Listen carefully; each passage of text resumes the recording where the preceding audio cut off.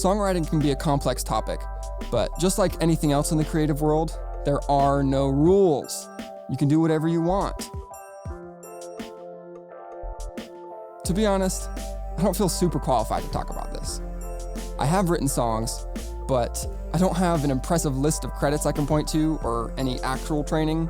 However, what I can do is break down the songwriting process, as well as point you in the direction of some resources that have helped me get better, and I hope that helps. I'm going to break songwriting into 3 categories: lyrics, music, and arrangement or structure. Let's start with the lyrics. My genre of choice is hip-hop, arguably the most lyrically dense and poetic form of music out there. I mean, poetic, whatever. There's lots of poetry in hip-hop. If you want to get good at rhyming and bending the English language, listen to a lot of hip-hop.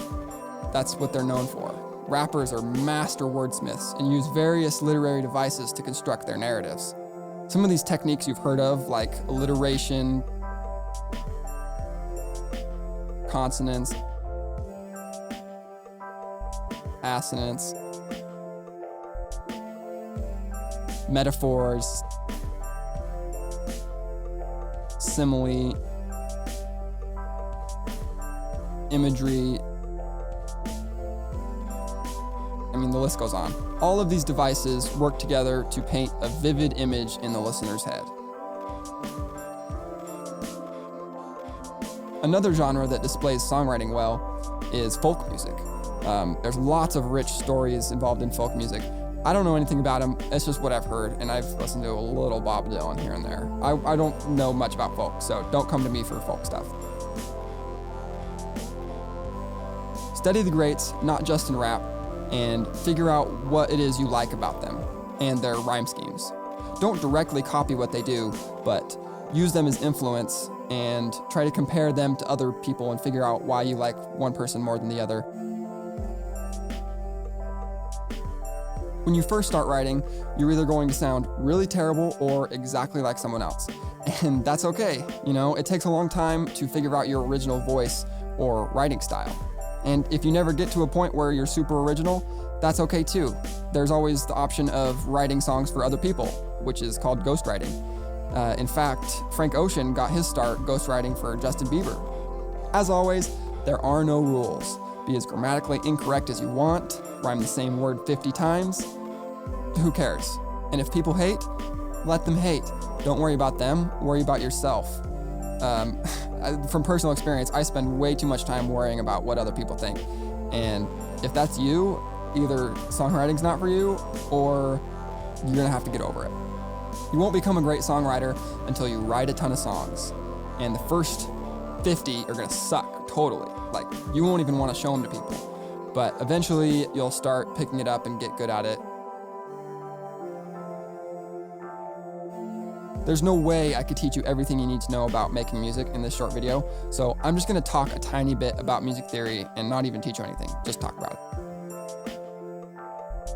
To be fair, you don't really need to learn any music theory. Some say it helps, some say it hurts. It's my opinion that a little bit of theory goes a long way. Even if you aren't a producer, learning how melody works and chord progressions can help you as a singer and help you write more catchy songs and melodies. The most important thing is to have a proof of concept. So listen to a ton of music, good and bad. Learn why you like this song, why you hate that song, and you don't necessarily need to tie a music theory concept to it. Just figure out exactly what it is about it that you like and try and use that in your own music. Not directly copy, like I said, just let it influence you and pull from a lot of different sources. That way it becomes original. If you want to produce a lot of music quickly, it does help to have an understanding of chords, progressions, keys, modes, things like that. But it's not super necessary. My favorite channel for learning about music theory is called Signal's Music Studio. He has a lot of really great videos, mostly centered around writing songs with guitar, but the concepts apply to music in general. Yeah, his videos are super informative and I like them a lot, and I highly recommend you check them out. Arrangement is the art of introducing and taking away instruments or elements of the song. Mixing truly starts with the arrangement. For example, you don't want to have 5 separate bass lines playing at the same time, or it's going to be super muddy and it won't be clear at all. You also don't want every song to be structured the same. A common structure in pop music is verse, chorus, bridge, chorus, and it gets kind of boring and all songs start to sound the same. However, the arrangement and structure on my sister's album is probably going to be fairly basic, as I have enough jobs to worry about, but it's something that people think about, so it's something you should think about. And if you want to be experimental and not like everybody else, start with the structure. Write a song with no choruses, write a song that's all choruses. It doesn't really matter what you do, as long as it's new and fresh and creative and yours. Maybe we'll be a little more experimental on the next project, but for now we're gonna go the basic route. I'm mainly telling you this so you start thinking about structure and how you're writing your songs. I'll link to some videos about song structure as well, because I'm not teaching you much, obviously, I'm just talking about stuff. There are endless ways you could go about writing songs. You could start with the lyrics first. You could start with the music first. You could not write any lyrics, have a just instrumental album. You could freestyle the lyrics. You could have a song that's 20 minutes of just white noise. You know, it really doesn't matter as long as you have a reason for it. Or you don't even have to have a reason for it if that's your reason. Just be creative, be artistic. That's what songwriting is. Honestly, that truth can be a little overwhelming. You know, there's too many options. How do you start? A good way is to limit yourself. The perfect example of that is Andrew Huang's videos on creating an album in one day. I think he's done it twice, where he goes into a studio and completely writes and records an album in one day. And it's pretty crazy, and I don't recommend you do that necessarily, especially if you're first starting out. But you could write a song a day, that's doable. And then by the end of the week, you've got 7 songs. In a month, you've got 30 songs. I think Graham Cochran at the Recording Revolution has done that.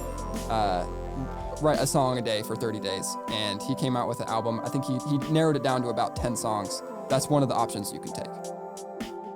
Thank you so much for watching this video. I know it wasn't the most informative, but I hope that you got something out of it or found a new channel to watch that you hadn't heard about before.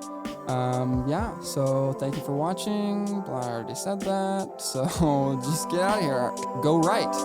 Right now. Do it. Go. Get out of here.